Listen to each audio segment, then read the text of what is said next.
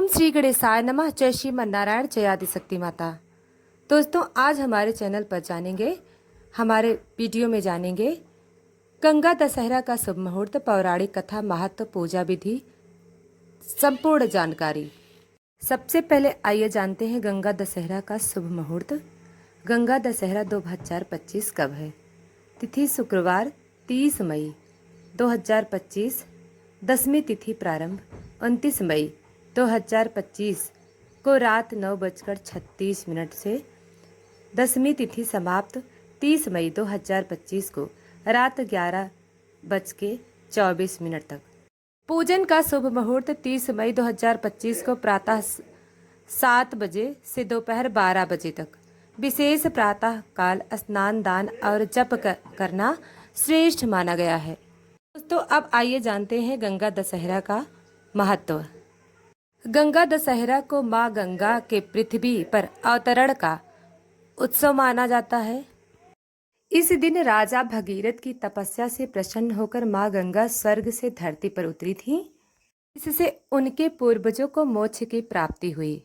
स्कंद पुराण, वाल्मीकि रामायण और पद्म पुराण में उल्लेख है कि गंगा माता शिव जी के जटाओं से होती हुई धरती पर आईं और उनका दर्शन व स्पर्श मात्र से प्राणी के सभी सारे पाप नष्ट हो जाते हैं। गंगा दशहरा का आध्यात्मिक महत्व। 10 का अर्थ है 10, हारा, हारा का अर्थ है नाश होना। इस दिन 10 प्रकार के पापों, काम, क्रोध, लोभ, मोह, मद, मत्सर, ईर्ष्या, छल, अन्याय और अहिंसा का हरण होता है। जो व्यक्ति इस दिन गंगा स्नान, दान और जप करता है उसे पुण्यलोक की प्राप्ति होती है। गंगा दशहरा की पूजा विधि। प्रातः काल स्नान करें, यदि संभव हो तो गंगा या किसी पवित्र नदी में स्नान करें, नहीं तो घर पर ही गंगा जल मिलाकर स्नान करें। गंगा माता की मूर्ति या चित्र स्थापित करें, उन्हें सफ़ेद फूल, दूध, चावल, मिश्री और सुगंधित जल अर्पित करें। गंगा स्रोत या गंगा लहरी के पाठ करें। हर हर गंगे, जय गंगे माता, धूप दीप से आरती करें। प्रकार के दान करें।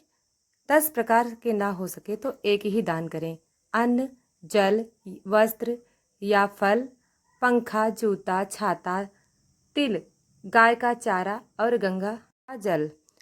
बहुत समय पहले राजा सागर ने अश्वमेघ यज्ञ किया। उनका यज्ञ घोड़ा इंद्र द्वारा चुरा कर कपिल मुनि के आश्रम में बांध दिया। राजा सागर के 60,000 पुत्र खोजते खोजते वहां पहुंचे और मुनि पर चोरी का आरोप लगा दिया।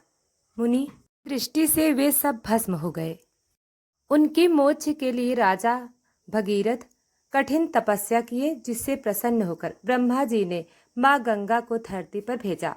लेकिन गंगा का वेग से धरती का नाश हो सकता था, इसलिए भगीरथ ने भगवान शिव की तपस्या की।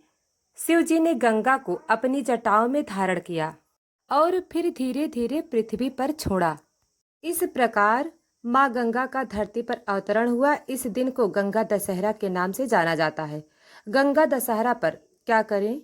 गंगा जल से स्नान कर, 10 प्रकार का दान, गंगा माता की पूजा, व्रत और उपवास संकल्प सहित, गंगा तट पर दीपदान, हवन और कथा श्रवण, 10 बार ओम नमः शिवाय मंत्र का जाप, गंगे च यमुने च श्लोक का पाठ।